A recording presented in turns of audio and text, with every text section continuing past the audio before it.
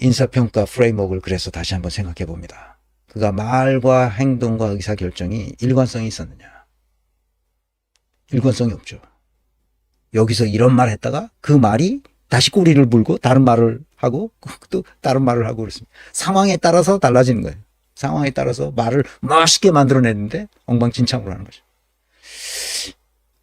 그래서 이런 열정, 책임감, 균형 감각을 가지고 일을 하는 사람이라야 높은 성과를 낸다는 거죠.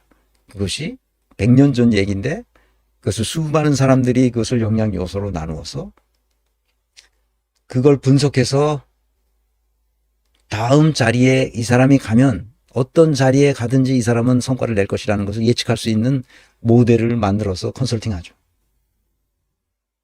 세상에 이런 게 있다는 것을 나는 독일에 가서 처음 알았습니다.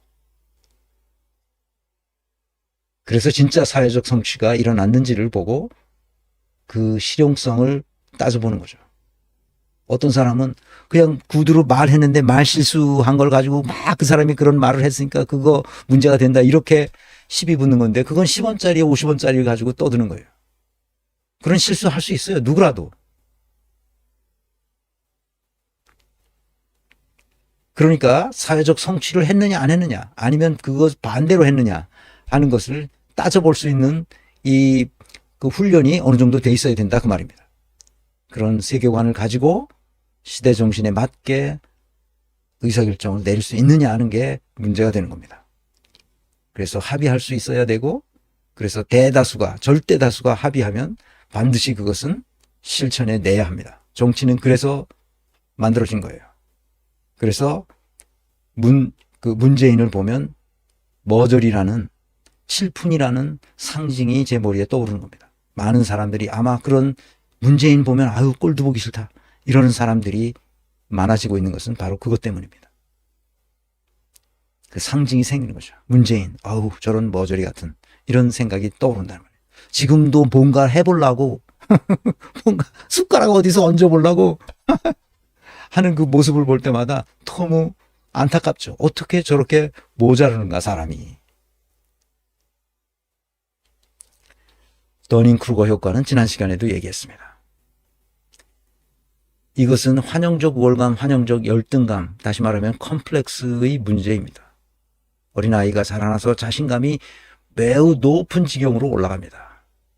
부모 그늘 아래서 그렇게 크다가 사춘기가 되면 자기 위에가 없는 줄 알고 있죠.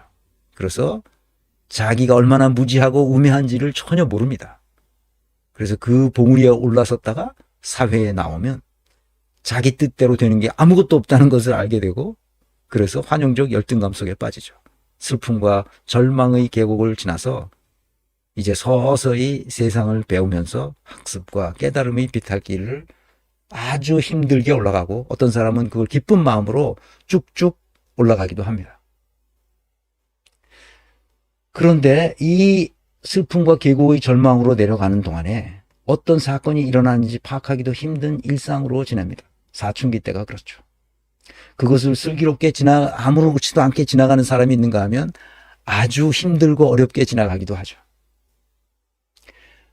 이제 어른이 돼서 자기가 해야 할 일들이 산더미처럼 쌓이는데 많은 사람들이 어떻게 가느냐. 학습과 깨달음의 비탈길을 간다는 것은 아주 힘든 일이라는 것을 깨닫고 다시 어떻게 갑니까? 옛날 사춘기 때로 그 모습으로 돌아갑니다.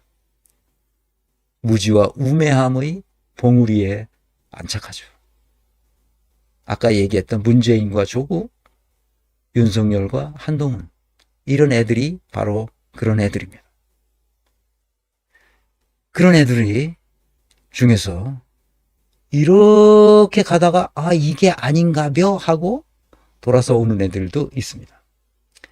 이렇게 무지와 우매함의 봉우리에 안착한 사람들은 자기 나름대로 있어빌리티를 계속 만들어갑니다. 뭔가 있어 보이게 만듭니다. 김건희, 윤석열, 문재인, 조국, 한동훈 이런 애들을 잘 보세요. 계속 뭔가 사람들을 속이고 계속 자기가 엄청 유능한 사람인 척합니다. 문재인이 5년 그걸 끝나고 나서 한 5편인가 하는 영상을 만들었어요.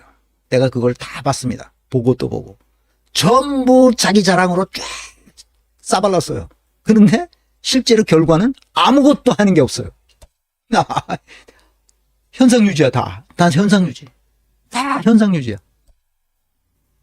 와, 내가 그걸 보고 어떻게나 한심한지, 그래서 더욱 내가 찾았습니다. 더욱 그럴 리가 없다. 이렇게 아무것도 안 하고 싹 몸만 빠져나갔어. 이것은 진짜 문제다. 내가 이거를 밝혀내야 되겠다. 이렇게 생각하는 거죠.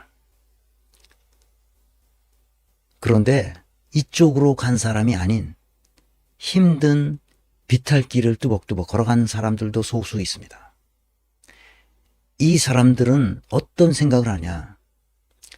내 한 몸을 불살라서 국가와 민족에 대한 냉철한 사랑을 하겠다. 이렇게 맘먹은 사람들이죠.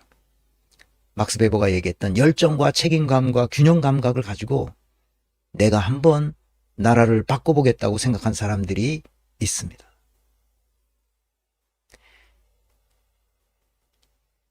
이 사람들 때문에 여기까지 온 거예요.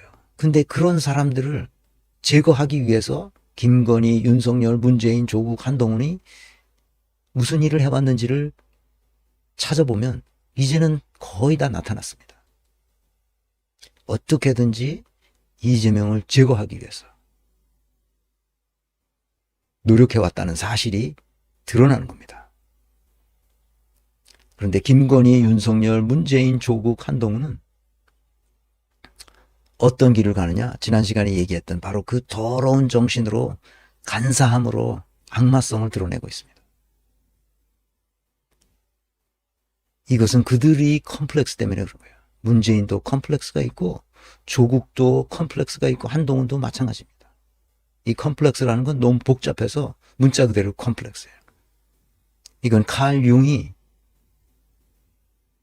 만들어낸 용어예요. 그냥 컴플렉스예요.